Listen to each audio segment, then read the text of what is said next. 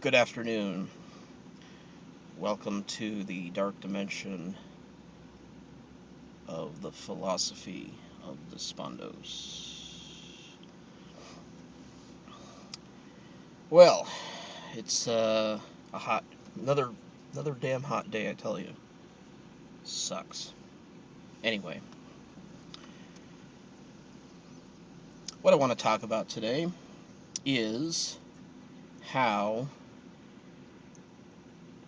people who are believers, mainly Christians, um, and the ones that believe in because they belief and faith are the foundation of their way of thinking. They base their truth on these beliefs. Okay, since I know that these truths that they believe in are based on conjecture, historically knowing, uh, probably basically fairy tales, man's interpretation of them, man's continuing to manipulate either intentionally or unintentionally the masses to bring in revenue for their said parish. Uh, you know, churches are a business. Um, they have, and they serve, like a community thing. But anyway, that's not the point for what I'm talking about. Well, because these things are superficial, and a lot of times when they perceive something, say in pop culture, like say Harry Potter, um, Star Wars, anything that looks fantastical and strange and uh, mostly kind of old school people like my parents, when I grew up in the 80s, and we had a lot of those things, thinking that everything is evil, and but like I said before, it's like, well, the Bible's in the the devil the devil is in the Bible. Does that mean I shouldn't read the Bible? Uh, because he's evil, and there's evil there being told about. It's like it's no different than what this movie over here is doing, you know. And this is a very old argument or a very old topic on this channel. I know a lot of times I've rehashed it many times over, but I'm just kind of laying the groundwork for this particular video. Um, because all that stuff is based in stuff that they've been told rather than stuff that they've researched themselves. Um, that means that when something comes along that I want to introduce, um, say a band, and I will talk about this band here in a second, um, to some of my younger Christian friends, uh, and they have qualms about stuff like this. They don't know why, but they think it's why bad things happen to them. They don't want that stuff in their place, or they don't want to listen to it. Say like they're people who are like fans of Alice Cooper. I mean, then they're older people, but not as old as my parents. Now Alice Cooper's a Christian, but he has the same exact act. I even like looked on one of his more recent releases called Along Came a Spider, and the whole album is a concept album about a serial killer, and about how he kills people and he removes one of their legs because he's gonna um, build like his own spider or something. It's like, this is kind of interesting. It's like, I wonder where the Christian message is in this. Well, I already knew from interviews with Alice Cooper that he does Alice as a means to show that he's a warning sign. He sees Alice in a new light now. He can do the same thing but with a different message, uh, or at least the way he perceives it. Now, if my friends will buy that perspective, it's like, well, I just ran across a brand new group, very excellent group, called Ghost. They kind of have a Merciful Fate, Blue Oyster Cult mishmash blend going on, kind of an old school heavy metal. Um, More Merciful Fate as far as, about I would say about 66% Merciful Fate and 33% Blue Oyster Cult, and then 1% of a lot of other different groups, Pentagram, Black Sabbath, King Diamond, of course. Well, he's in Merciful Fate too, so maybe Venom. And that being said, this group has their lyrics are extremely satanic, um, but they don't do guttural growls. It's beautiful singing, as some would say. They do a very excellent cover of the Beatles' "Here Comes the Sun," and it's only available on the Japanese import, but I was on YouTube and I was able to listen to it on there. It's excellent, excellent, excellent, excellent. Very haunting. I mean, and what they do, they change the tone and they change the register, I guess, but something. Can't remember, I'm not too keen on musical structure and theory so much, but you take one of the poppiest songs of our musical generation, last couple generations, feel good songs, and the same song, but it has a longing, a feeling of loneliness, searching. It's almost like it becomes a whole different song, yet it's the same. And there's been rumors that they're actually a group of members of other groups, like they're a super group. Kind of like, the way Damn Yankees was, Ted Nugent and what's his name from Styx and Tommy Shaw, kind of like something like that. But Ghost, they have all their identities hidden. They wear the guitarists and the drummers. They wear these black cloaks, and the front man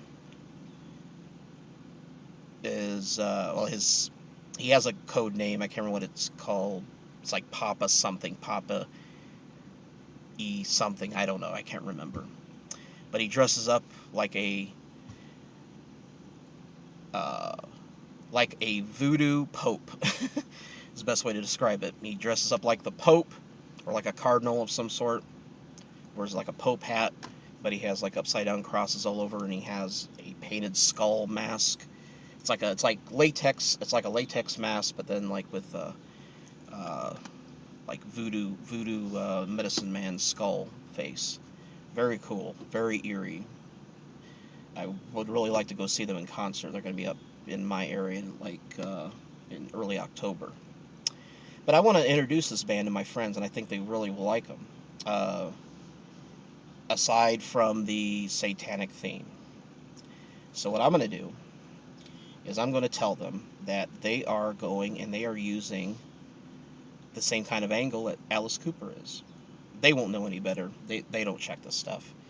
Um, However, and I'm in any any Satanist that I know, or I mean I don't know anybody personally, but a lot of people in the music industry, um, it's all an act. It's just like with Merciful Fate.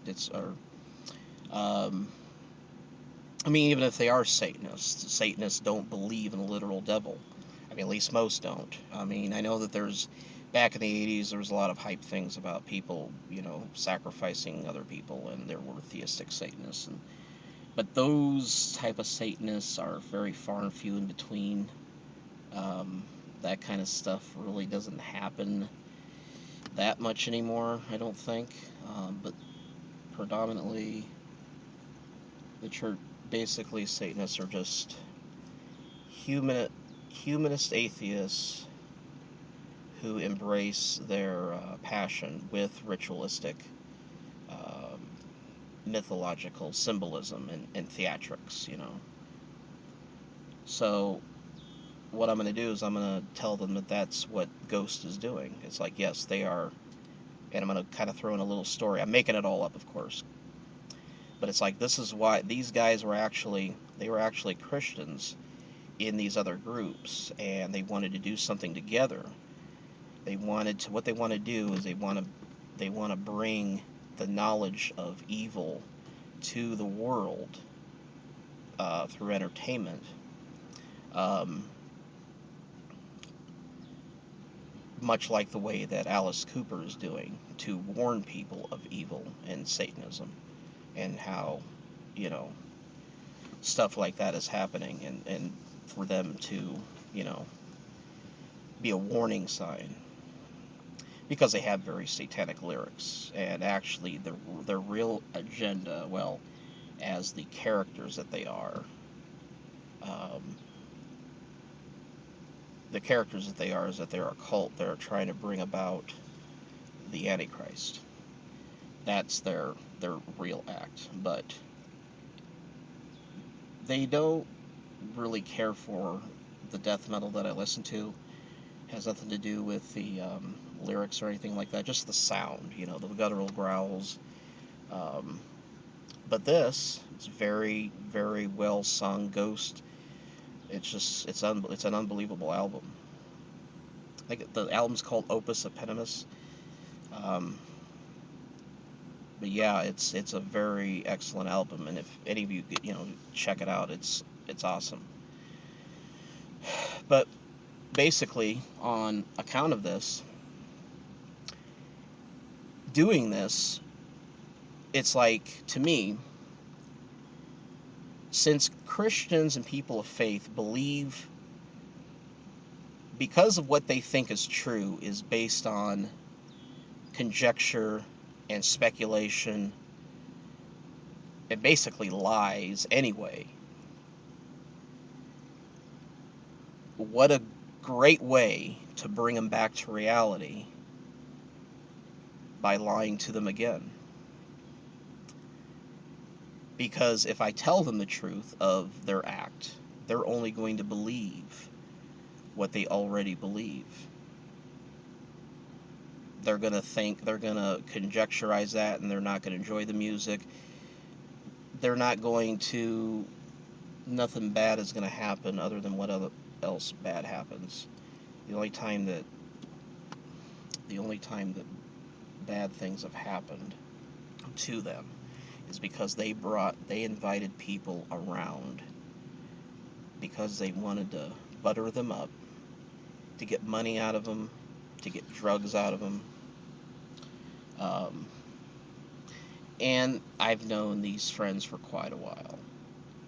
Yes, they have their problems. They do their things, but we share a lot of we share a lot of things in common, and we have a good time. But that's what it is. It's like, well, why the hell are you bringing these people around? And they say, oh, we're done with them, and then like the next time I hear another story about something else bad that these other people did, and it's like, well, stop bringing these people around. It's not music. It's not, no, we're bringing satanic aura. No, if Satan does exist, if you're bringing in his cohorts that are spreading discord and they're causing problems for you, breaking the law, those people are way closer to Satan than King Diamond or any other theatrical satanic act ever could be. It's just music. And you're going to deny something you were interested in previously because of that. It's like, screw that.